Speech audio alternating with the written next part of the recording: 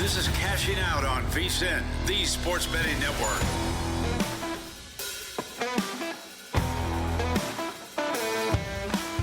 This is hour number 2 of Cashing Out right here on VSiN, the Sports Betting Network. And excuse me while we get a little bit cheesy here on the Progressive Guest Line, because you've got yourself a pair of graduates from the great state of Wisconsin. I am a UW Oshkosh graduate, and pleased to be joined right now by Zach Cohen. He is a UW Madison graduate. So, Zach, great to have you aboard, and great to have the Wisconsin love on the show tonight. Thank you. Thank you. Yeah, I didn't grow up in Wisconsin, just spent my 4 years there, but it's a great state. I love it. Oh, absolutely. Got to get me a little bit of Cheeselandia in my life, and always great to have you aboard because you're one of the best at being able to break down the NBA. And before we take a look at the Sunday games, I do want to get your thoughts on what we saw on Saturday, as we did see the LA Clippers go down to the Denver Nuggets. Nuggets, they find a way to survive, advance. They're going to be taking on the OKC Thunder in the next round, and it just feels like this is the same old Clippers time and time again. And for the Denver Nuggets, I think that it was just so big that they were able to take away James Harden in this game.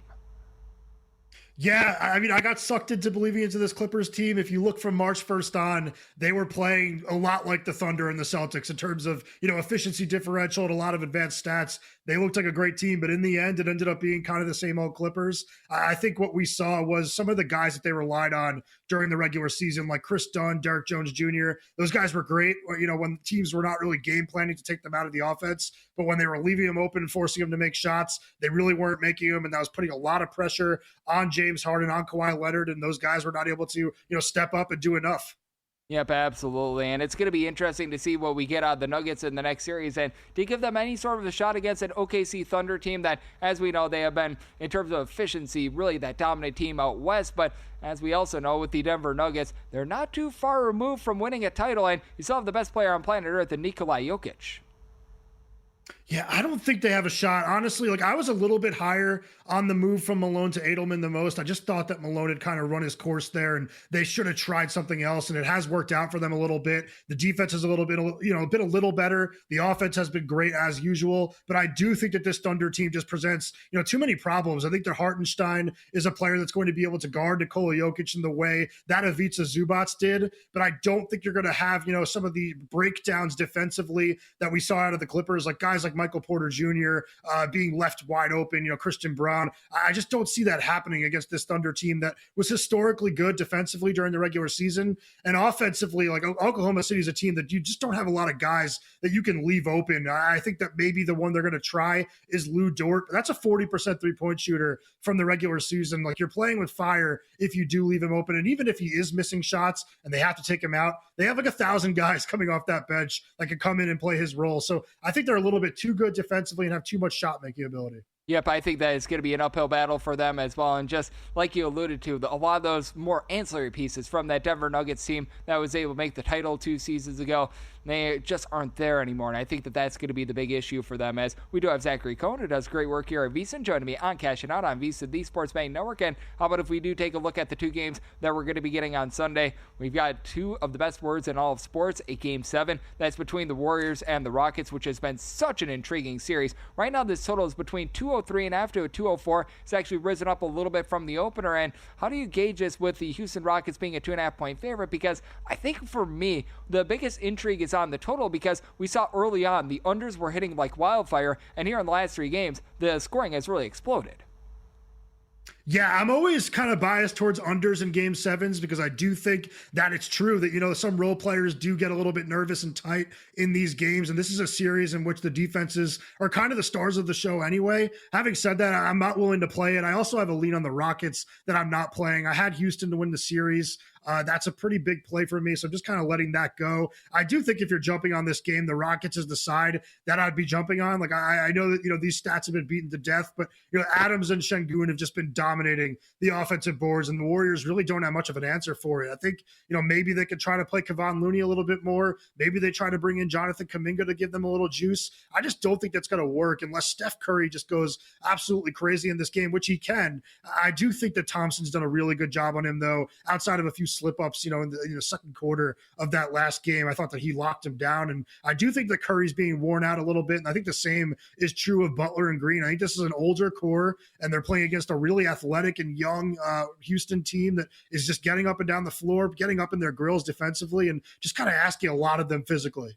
And I think that this is such an intriguing game, and that I think that this is going to be a really good live betting game as well. I found that in game number 1 as well. I saw the Warriors get down. I liked what I seen from them. I was able to get them plus 165 on the money line. How about you take a look at a little bit more live betting when it comes to the NBA playoffs? Because I think that trying to bet these games prior to the game, the numbers are very much correct, but when you're able to gauge just the feel of a game in the first half, just even through the first few minutes, I think that you're able to get typically a little bit of a better number and just a better feel of the matchup in general. Yeah, and especially in a game like this where I could see maybe the Warriors come out and start off the game well because they've been there before. A lot of these guys have played game 7s, have played huge games. I think maybe Houston is lacking in experience. So maybe the Golden State goes up 6-7 early and you get a really good price on Houston in game. I do usually like to play pre-flop plays just because I'm always nervous that I'm going to lose out on my number and never get it again. But I should mention that I do have Steven Adams over 7.5 points in this game. And I just do think that they're going to go back to him to play 30 plus minutes here. I think that we've kind of heard that all series long from Van Vliet, from the coaching staff. Like, they trust Adams, even when Golden State's going to go out there and hack him and try to get him off the floor. Adams made 9 of his 16 free throws in game 6. That actually, he went over the total alone on free throws last game. Maybe he won't do that again, but he also went 4 for 4 from the field. I just think 7.5 is a really low ask given the way the Warriors defend the interior.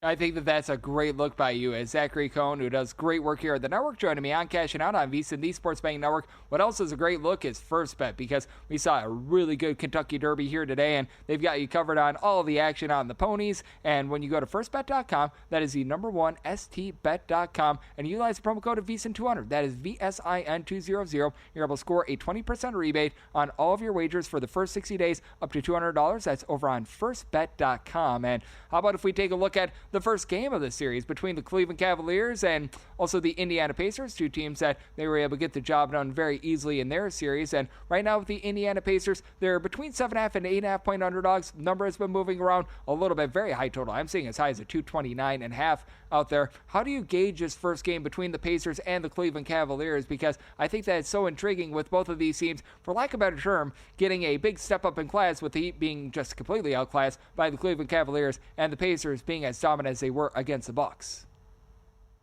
I grabbed the points with the Pacers. I took plus 8.5.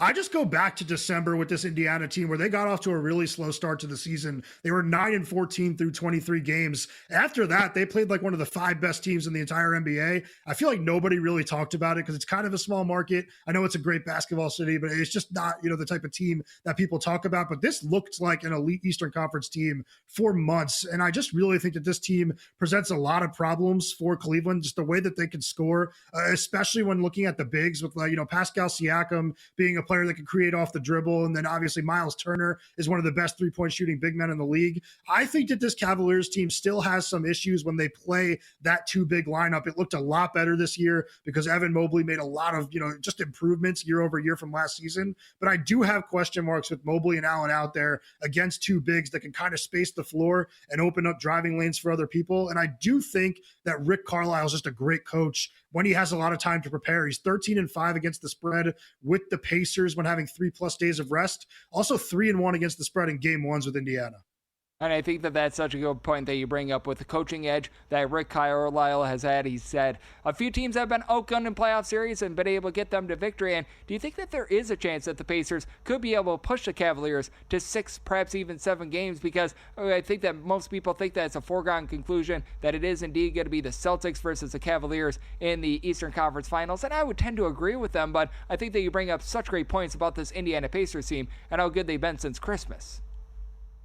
Yeah, I think this is going to be a close series. One of the bets I just put in on the picks page is Pacers plus 2.5 games at minus 144. I think this is going to go 6 or 7. I really do. I think Indiana is just so good offensively and just has the kind of firepower you need to kind of hang around with this Cleveland team. And I like Turner's ability to defend the rim. So I think this is going to be pretty close. I also don't really know what we're going to get from Darius Garland early on. He's been dealing with a toe injury. He did not practice today with the Pacers. I think he did go through a full practice on Friday, but I think that he's going to be a little banged up to start or miss game 1. And if he's not out there or if his movement is compromised at all, that's going to be something that Indiana is going to be able to attack. And then I do want to ask you about this series as well, because we're going to get this one started up on Monday. It's the Knicks and the Boston Celtics. For the Knicks, they were able to win all those games on the road to be able to overcome the Detroit Pistons. And I just alluded to it. A lot of people are thinking that it is indeed going to be the Celtics taking on the Cleveland Cavaliers in the NBA, in the Eastern Conference Finals, I should say. And right now the Celtics are an 8.5-point favorite. How do you gauge this series? Because for the Knicks, they were able to avoid catastrophe there. And for the Boston Celtics, it's been a team that sometimes they've had a little bit of a tough time in games involving a bigger spread in terms of being able to cover, but it is a team that, as we know, has that championship DNA. Yeah, that's a good point with the big spreads. I could see the Knicks being able to cover a few of these games individually, but I do think the series will end in 5 or fewer games. I just thought that New York looked, so just unorganized defensively against a Detroit team that really doesn't have a lot in terms of offensive firepower outside of Cade Cunningham. So having to go now and defend this Boston team seems like something that's going to be nearly impossible for them to do, and it was nearly impossible for them in the regular season. The Celtics really dominated this head-to-head. I also think defensively, the Knicks, they're not going to do much, outside of Jalen Brunson isolation. And I think the Celtics have guys that they're going to trust on an island with him, with Derek White, Drew Holiday, if he's healthy. I just really don't see the Knicks kind of keeping this close. Yep, I'm right there with you. I think that there's a chance that they're going to be able to cover a few games, but them being able to take more than like one game outright, I'm right there with you. And Zach, you're one of the best here at the network. You do such an amazing job gauging this great game of basketball, and always do appreciate it. Thank you so much. Thank you so much for having me on. Absolutely. Zach does a tremendous job. You're able to catch all of his work over on VSiN.com. He is one of our best, and he does such a great job being able to gauge this great game of basketball. And coming up next, how about if we take a look at some Sunday baseball right here on Cash It Out on VSiN, the Sports Betting Network.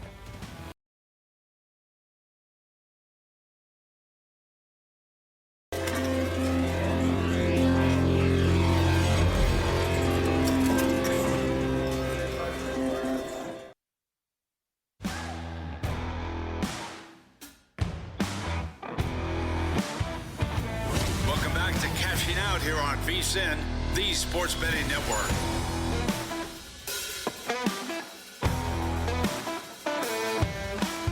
We're back here on Cash It Out on VSiN, the Sports Betting Network. It was great to talk with Zach Cohen, who does such great work here at the network, taking a look at this wonderful game of the NBA. I know that he also does a tremendous job on the tennis front, so it was great to be able to get his insights. And we're going to go from one great guest to another, as in 15 minutes, Dave Sharapan. You know him from the show Bostonian versus the Book. You know him from all of his work that he's done out here as a Vegas odds maker as well. He's going to be joining me in about 15 minutes, so that is going to be absolutely tremendous. He's vibrant. He's great, so we're going to have a lot of fun there. And what makes these shows so great is the team that I've got behind me. They are the best in the business. They always get the job done every single time. We've got one of our newest additions, John, as one of our main producers helping out tonight. He's doing an absolutely tremendous job, so appreciate him, along with Hun, who did a great job as my producer. I'll be able to put together such a great guest list for tonight. Always gets the job done there, so do appreciate that. We have the most difficult task here in the network, in my opinion, making me look halfway presentable in a video/moving picture format, whether you're watching on VSiN.com, whether you're watching on YouTube TV, just any place where you're getting VSiN video. These two guys do an absolutely tremendous job in Jarens, along with Isaiah. They are magic men, and somehow, some way, I haven't broken a camera quite yet. That's because they're doing such a great job, so appreciate that. And then if you're listening on SiriusXM, iHeartRadio, perhaps after the fact, because every single show here that we do at VSiN, you're able to download it after the fact over on the VSiN Bet Spreads feed. You're able to get that wherever you get your podcasts, Apple Podcasts, Google Play, Spotify, list goes on and on. Fenos, he does an absolutely tremendous job making sure that everything sounds crisp and clean. So big thanks to all those guys behind the scenes. They are the best in the business, and now I need to do my part because they always do their part. Now I need to try to find you guys some winners and make you guys a little bit of money. By the way, if you're looking at that Dodgers versus Atlanta Braves game that had a very long rain delay here on this Saturday night, that game went over in the 4th inning. So you're able to cash that over ticket very, very easily. But how about if we do take a look at another game that I do like to the over? I was mentioning this game a little bit in passing at hour number 1. That'd be this Milwaukee Brewers versus Chicago Cubs game, as you've got Freddie Peralta is going to be on the bump for the Brew Crew. Shota Imanaga is going to be on the bump for the Cubs. And this game is a relative pick-em. And I did write this up for my VSiN website write-up that is going to be up in the AM. And right now with the Cubs, find them anywhere between about -105 to a -110. With the Brewers, you're able to find as good as -102, as bad as a -110, and that total is 7.5. And I think both of these guys are doing for a little bit of regression, and keep in mind with the Chicago Cubs offense just absolutely knocking the tar out of the ball right now. North of 6.2 runs per game. Kyle Tucker has been one of the best additions in the offseason for the Chicago Cubs. He's giving you nearly a 375 on base, 8+ home runs, and for the Chicago Cubs, what has really been the, shall we say, turning point for the team, and you're able to go back to the back half of last season. This goes back to the All-Star break of the 2024 campaign. The guys at the bottom of the lineup that towards the beginning part of the season in 2024 weren't giving you too much were able to have some sort of an epiphany. I'm talking about guys like Miguel Amaya. You're taking a look at a guy like a Pete Crow Armstrong. All of a sudden, these guys are moving the line, and for Pete Crow Armstrong, 9 home runs this far this season. Like, that is not something that I had on my bingo card through 34 games this season, but he's been solid as after Dansby Swanson had a relatively rough start to the season, and he still is only giving you about a 262 on base. He's been able to give you a bit more. He's up to 7 home runs this far this season, so I have to love to see that. Ian Happ is doing a great job at the top of the lineup, moving line for you as well. And then Seiya Suzuki, I see ya, being able to get on base with right around about a 350 on base, 9+ homers out of him. And then for the Milwaukee Brewers, it's not necessarily a team that has a bunch of power hitting right now, but you've got a lot of guys in general that are finding a way on. Rhys Hoskins, who was able to hit a home run on Saturday, he's been able to give you north of a 380 on base. It's been a rough go of it for Christian Yelich. We're never going to find him to be that MVP guy that he was a few seasons ago, but still, he's been able to give you a little bit of power. Jackson Chourio was a part of the 2020 club at the age of 20 last season. He's only getting better and better. Now, you do have a few trepidations with this lineup with likes of Jory Ortiz, Caleb Duran, even when they had Vinny Capra get a few at-bats, those like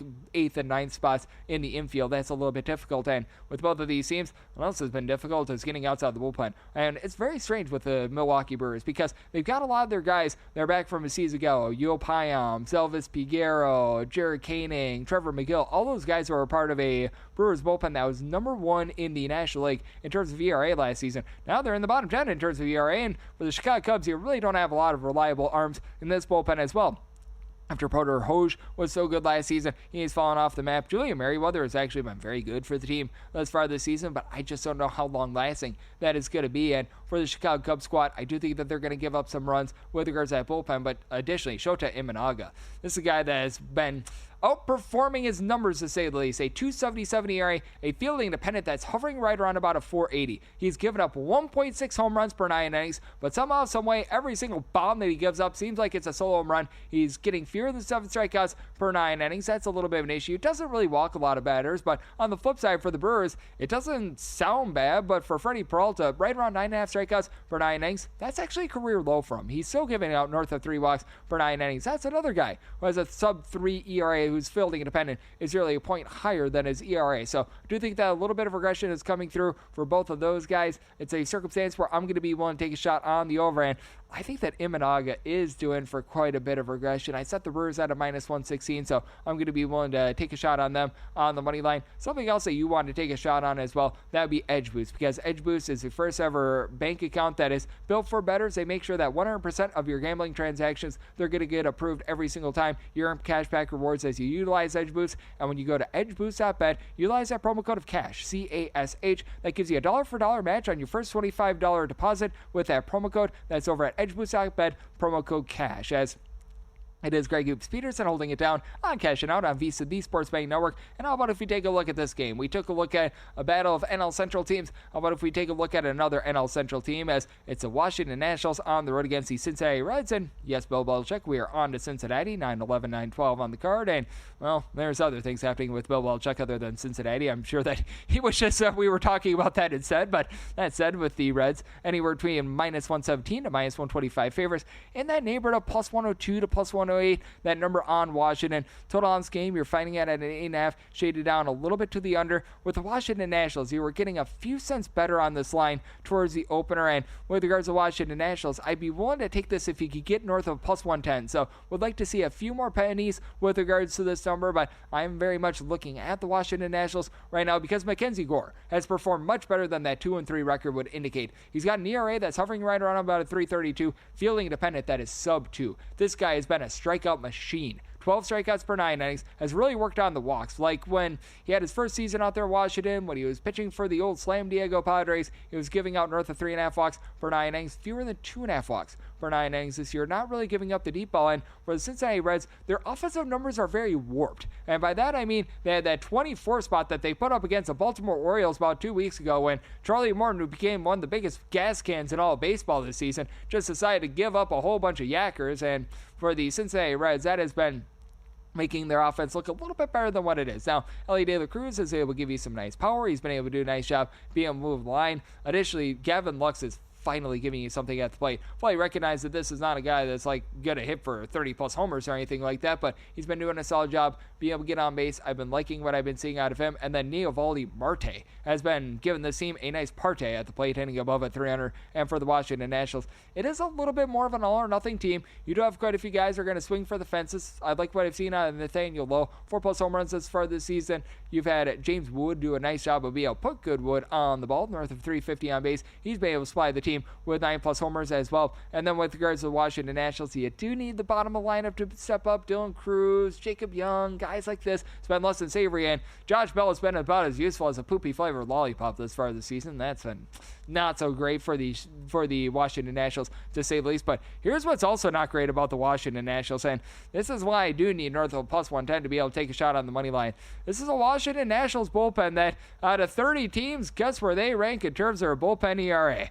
If you guessed 30th, well, you win a prize of an hour and a half more of cashing out with myself, Greg Hoops Peterson, because, man, 6.79 ERA thus far this season. They have two guys in this bullpen that have a sub 5.5 ERA right now, because Brad Lord was in the bullpen to start with. He's now had to become a starter. You've got Kyle Finnegan, who's been able to give you some nice innings, and other than that, man, it's not great, to say the least, with these guys. And for the Cincinnati Reds, I'm not saying that these guys are the Mona Lisa Vitos of being able to pitch, but still, I mean, it's a team that is above average with regards to their bullpen. They did have to up down Alexis Diaz to the minor league level. That was a little bit less than tremendous. Sam Moll is currently a guy that's on the injured list as well. He's been dealing with a little bit of ailment, but they've been able to mix and match with someone like your Graham Ashcraft, who's been able to give you good length. Tony Santillan has been pretty rock solid for the team. I've always liked Brent Suter as well, so it's a very interesting circumstance with a guy, Nick Martinez, who has seen a drop-off in his command from a season ago. Last year, he was giving up less than 1.3 walks per 9 innings. Now he is giving up closer to 3 walks per 9 innings. Has never been necessarily a strikeout artist. He's got an ERA that's hovering right around 4, a fielding independent that's very much in line with that. So, very interesting circumstance in this one. Like I said, if we can get north of +110, I'm going to take a shot on the Washington Nationals on the money line. And I did set my total at an 8.4, which I know is very bold considering that the Washington Nationals bullpen is not great. I do think that there has to be a little bit of positivity with this north of 6.9 ERA. I'm not saying that there's going to be a ton of it, but I think that there needs to be some sort of positivity. So I'm going to be one to dive in on the under, and in all likelihood, going to land on the Washington Nationals on the money line. And what we're landing on next is an absolutely amazing chat. Dave Sherapan, he's been an odds maker out here in Las Vegas for so long, and he's joining me next right here on Cashing Out on VSiN, the Sports Betting Network. Welcome back to Cashing Out here on VSiN, the Sports Betting Network.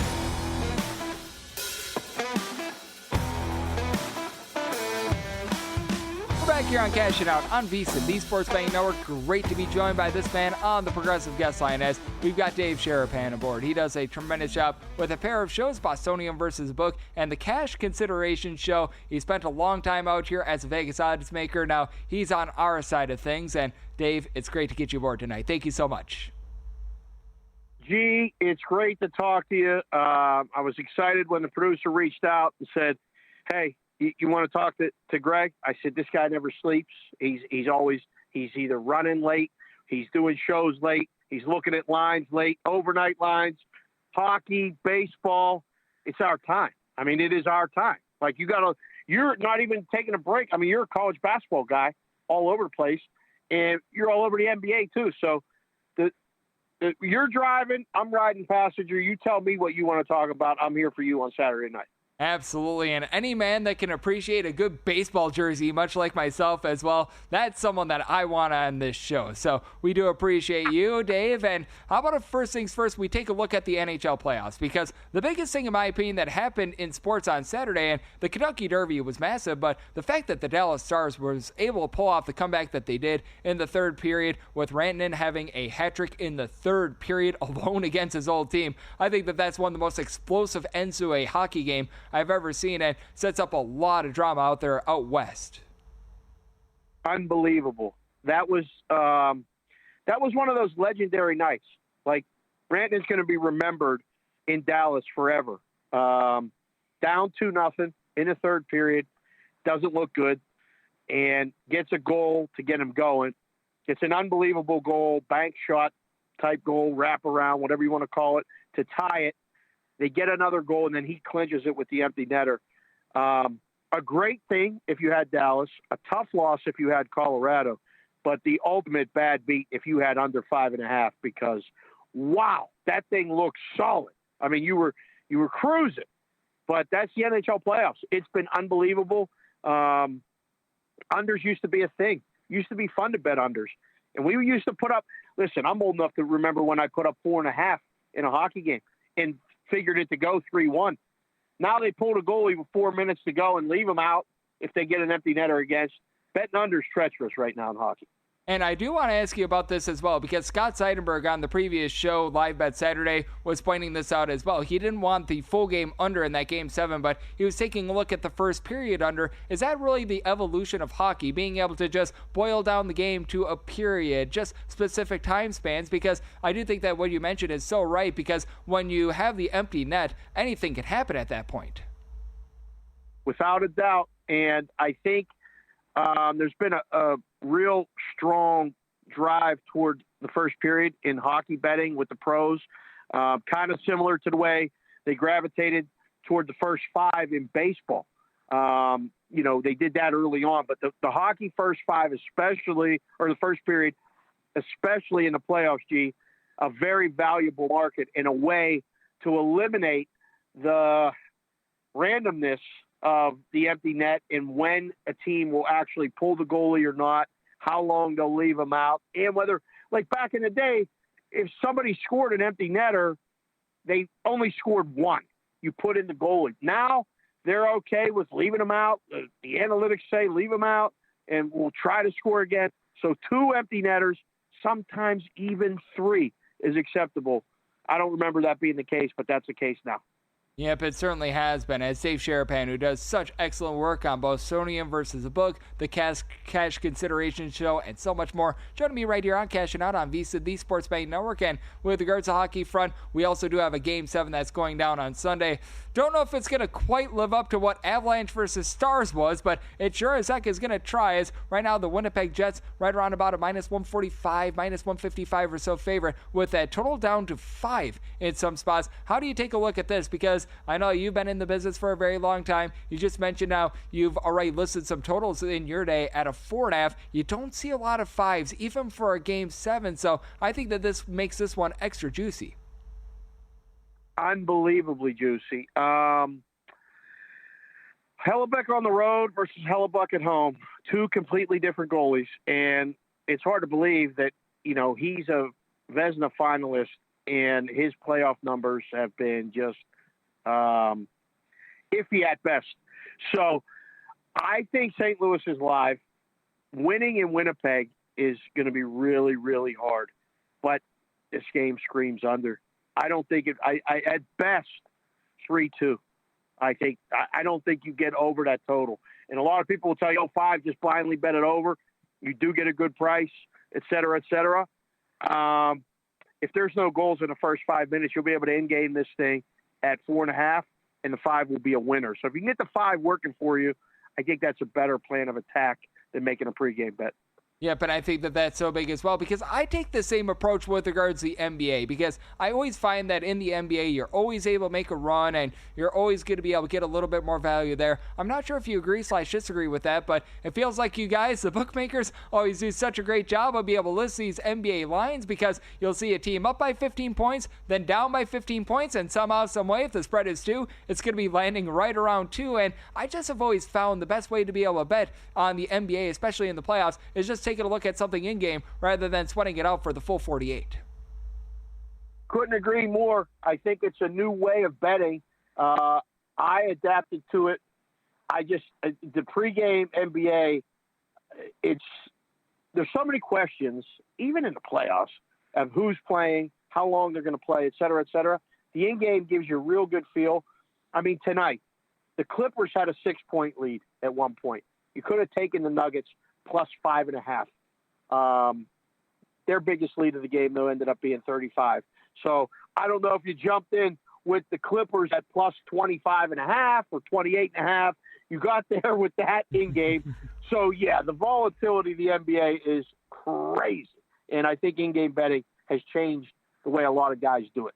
Like, I even go back to game 1 of the Rockets series against the Golden State Warriors. Warriors got down 8 points early on in that game. I was able to find a plus 165 on the money line. From there, it was pretty much no sweat. The Warriors got the job done, and instead of getting even money on the money line prior to the game, I got a whole heck of a lot of better number, and I think that's going to be interesting to see what we get in this Game 7 between these two teams, because first few games of the series, very underwhelming. Last few games have been very overwhelming, with right now the Rockets a 2.5-point favorite, but I do think that there is a little bit of something to, you have to lose in order to be able to win, for lack of a better term, in the NBA, where you come up short in the playoffs for that first year or two, and then you're able to bust through, and I do think that experience of the Warriors needs to be given a little bit more credence here. Without a doubt. I think what will happen is this might warrant like a Houston first quarter bet where that home court, the momentum from what they just did, et cetera, all carries over. And then the Warriors make their run in the late second quarter, maybe by halftime, especially at the beginning of the third quarter, if they're close or down. And then the game is going to get very competitive and close. I don't think this line screams to me that we're going to have multiple lead changes back and forth. The total, the lean for me right now is under. Maybe take a pregame stand on an under and then try to see if it goes down and look to play an over. But, yeah, I can't wait to watch it. We're seeing maybe the last hurrah for the Warriors or what they're trying to do and keep it going. And we're seeing an upstart team that won 50 games in the NBA. I mean, the number 2 seed Houston Rockets, who I was getting texts going, I'm betting them to win the West after what happened in the last game. It's going to be so much fun to be able to take a look at that one. And with the Golden State Warriors, you mentioned it, probably going to be the last dance for them in terms of this overall iteration. There's going to be probably a few tweaks made, and if they're able to bring everyone back next year, they're certainly going to be an aging team. And we've got about 90 seconds left, Dave. I know you, much like myself, absolutely love the baseball card. Anything that you're taking a look at for Sunday that's catching your eye? The Mets against Fetty, that game. The let's see, I had 3 circled. The A's against the Marlins, complete fade of Cabrera. The A's have the second best record in baseball since April 15th, and they're only minus 130, or maybe 135 against the Marlins. But my Pittsburgh Pirates, gee, it's hard to be a Bucco fan. I mean, they can't even win when Skeens pitches. They're favored right now on the overnight line against the San Diego Padres, who legit could be the best team in baseball, not named the Chicago Cubs right now. Yes, it's a rookie starter. Kolek is going, but the Pirates can't score more than 3 runs in a game. I think the Padres score at least that. As good as Haney's been, the game probably goes under. The Padres win. Yeah, I just really can't trust in this Pittsburgh Pirates offense myself. It has been a little bit rough for them, but fortunately, you make things all the brighter for all those Pittsburgh fans out there because you do an amazing job over there on your Twitter/X feed. You do a great job with all of your shows. Dave, it's always a pleasure, my friend. Thank you so much. Have a great night, G, and as always, get some sleep. We will be sleeping when money does, and for those that know money, it really doesn't sleep a heck lot, so we're going to be burning the midnight oil. And how about if we do pick up next by taking a little bit more of a look at the baseball card, because we've got all 30 teams in action, 16 games in total. Going to break those down next, right here on Cashing Out on VSiN, the Sports Betting Network.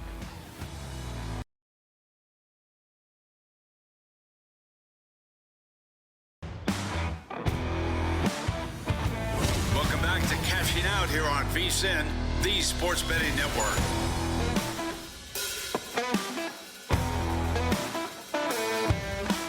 We're back here on Cashing Out on VSiN, the Sports Betting Network. It was great to be joined by our good friend Dave Sharapan, who does such an excellent job taking a look at all things sports betting, whether he's taking a look at the MLB, NHL. He's just a wealth of knowledge, spent many years behind the counter, so a big thanks to him for joining me in the last segment. Now let's take a look at a little bit of baseball, because I know this is one of the games they mentioned in passing, and I think that this is one of the more interesting games on the card, because we are indeed going to get a double dip between the New York Metropolitans and the St. Louis Cardinals. This is going to be the earliest game, and this is a very interesting one, as you've got old Eric Fetty, who's going to be on the bump for the St. Louis Cardinals, and then Blade Tidwell is going to be making his MLB debut for the New York Mets. I just want Blade, and then in game 2 they should throw out there a guy named Laser, and then on Monday they should throw out there a guy named Blazer. If you have ever seen the movie Dodgeball, you know what I'm putting down there. But that said, with the New York Mets right now about a minus 127 to a minus 135 favorite, you're getting the St. Louis Cardinals as a home underdog, and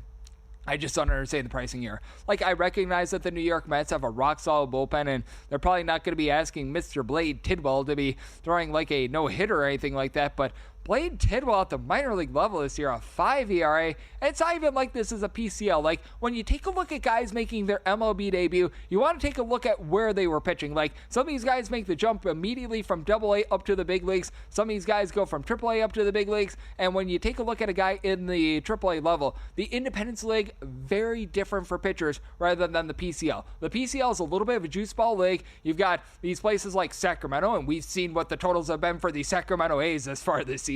You've got places like lovely Las Vegas, Reno, Albuquerque, places of elevation, places where it's a 5 billion degrees during the summertime and the ball is absolutely flying. So if you've got a pitcher out there in the PCL and his ERA is 5, that's honestly not bad.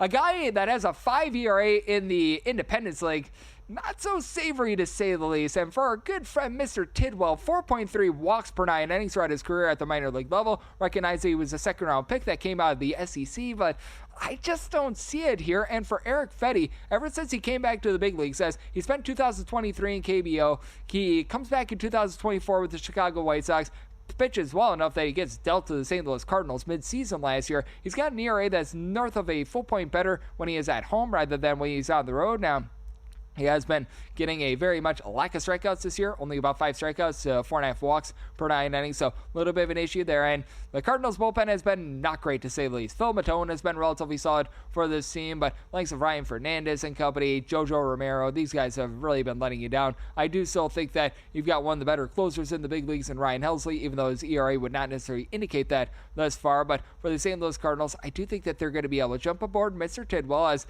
you've got a Mets team that they themselves have been very solid with their offense when they've been away from home. Pete Alonso being able to give you those 7+ home runs, doing a nice job moving the line. Juan Soto took a little bit going with the power, but he a few days ago hits a pair of bombs against the Arizona Diamondbacks. I thought that was massive for him. Francisco Lindor has been able to pick it up as well. They just have gotten Francisco Alvarez back in the fold after he was missing towards the front half of the season, so that's big. And for the St. Louis Cardinals, Brandon Donovan just does a good job of moving the line and getting on base when he's at home, and this far this season, hitting well north of a 330. Even though Nolan Arenado's not necessarily giving you a ton of power, he's still doing a nice job getting on base, and that is a big thing with the St. Louis Cardinals, not having as much power as you've had in past years, especially with Paul Goldschmidt now being on the New York Yankees. But you've had Lars Nootbaar, great name by the way, who's been able to give you darn near 400 on base. He's found a way to be able to generate a little bit of power for the team. Alec Burleson as well. So I do think that for the St. Louis Cardinals here in game number 1, you've got a little bit of value on them. I'm going to be willing to bet back them on the money line, as I felt like they deserve to be a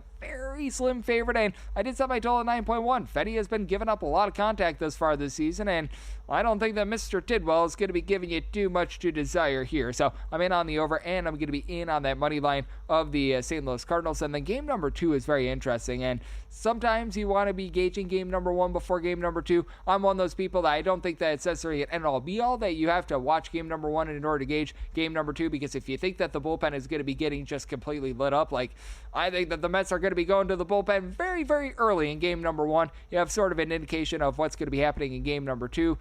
I do think that it's very interesting with Tyler McGill going up against old Andre 3000 Palante. And right now, with regards to that run line price of the Mets, you're able to find that at about a plus 110 to a plus 115. And I do think that if we can get a little bit more plus money on the St. Louis Cardinals, I might be willing to go in on them in both games. I would need at least plus 137 for Tyler McGill.